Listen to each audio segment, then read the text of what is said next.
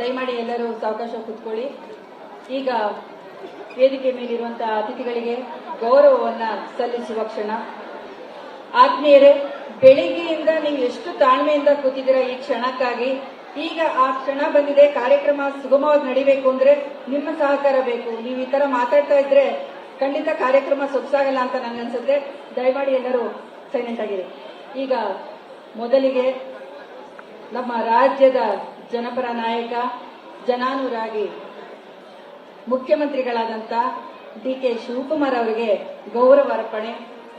ಅಲೆಮಾರಿ ಬುಡಕಟ್ಟು ಮಹಾಸಭಾದ ರಾಜ್ಯದ ಗೌರವಾಧ್ಯಕ್ಷರಾಗಿರುವಂತಹ ಡಾಕ್ಟರ್ ಸಿ.ಎಸ್. ದ್ವಾರಕಾನಾಥ್ ಅವರು ಗೌರವ ಸಲ್ಲಿಸಬೇಕು ಅಂತ ನಾನು ಅವರನ್ನ ಕೇಳ್ಕೊಳ್ತೀನಿ.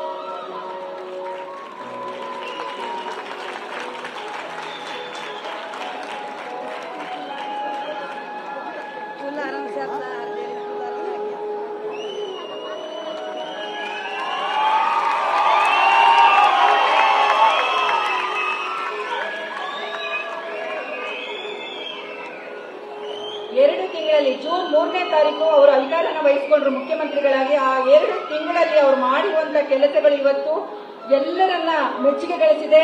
ನಿಜವಾಗ್ಲೂ ಏನು ಟೀಕಾಕಾರರಿದ್ರು ಅವರೆಲ್ಲರ ಬಾಯಿ ಮುಚ್ಚಿದ್ದಾರೆ ಅಂತಾನೆ ಹೇಳ್ಬೋದು.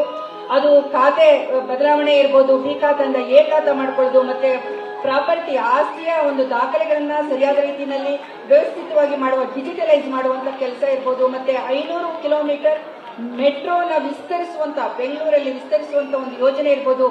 ಆಮೇಲೆ ಯೂನಿವರ್ಸಿಟಿನ ಬೆಂಗಳೂರಿಗೆ ತರಬೇಕು ಅಂತ ದೇಶದಲ್ಲೇ ಮೊಟ್ಟ ಮೊದಲನ ಬಾರಿಗೆ ಒಂದು ಆಗ್ತಿರೋದು ನಮ್ಮ ಬೆಂಗಳೂರಲ್ಲಿ. ಅದಕ್ಕೆ ಕಾರಣರಾಗಿರೋರು ಮುಖ್ಯಮಂತ್ರಿಗಳಾದ ಡಿ.ಕೆ. ಶಿವಕುಮಾರ್ ಅವರು. ಹಾಗೆ ಹಲವು ಜನಪರ ಯೋಜನೆಗಳನ್ನ ಬಹಳ ಎಕ್ಸ್ಪ್ರೆಸ್ ವೇನಲ್ಲಿ ಅಂತಾನೆ ಹೇಳ್ಬೋದು ಹಾಕೊಂಡು ನಮ್ಮ ರಾಜ್ಯದ ಅಭಿವೃದ್ಧಿಯತ್ತ ಪ್ರತಿದಿನ ಹೊಸ ಹೊಸ ಪ್ರಕಟಣೆಯನ್ನು ಹೊರಡಿಸ್ತಾ ಇದ್ದಾರೆ. ಅವರಿಗೆ ರಾಜ್ಯದ ಎಲ್ಲರ ಪರವಾಗಿ ನಾವು ಧನ್ಯವಾದನ ಅರ್ಪಿಸ್ತೀವಿ. ಧನ್ಯವಾದಗಳು ಸರ್.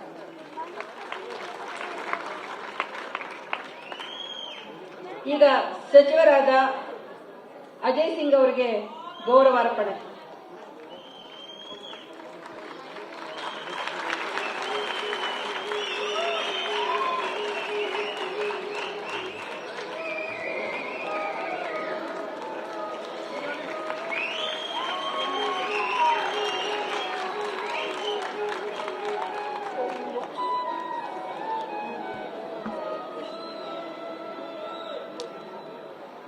ಜನಪ್ರಿಯ ನಟ ಪ್ರಕಾಶ್ ರಾಜ್ ಅವರು ನಿಮ್ಗೆಲ್ರಿಗೂ ಗೊತ್ತಿದ್ದಾರೆ. ಜಸ್ಟ್ ಆಸ್ಕಿಂಗ್ ಅಂತ ಹೇಳೋದ್ರ ಮೂಲಕನೇ ಭ್ರಷ್ಟಾಚಾರಕ್ಕೆ ನಡುಕ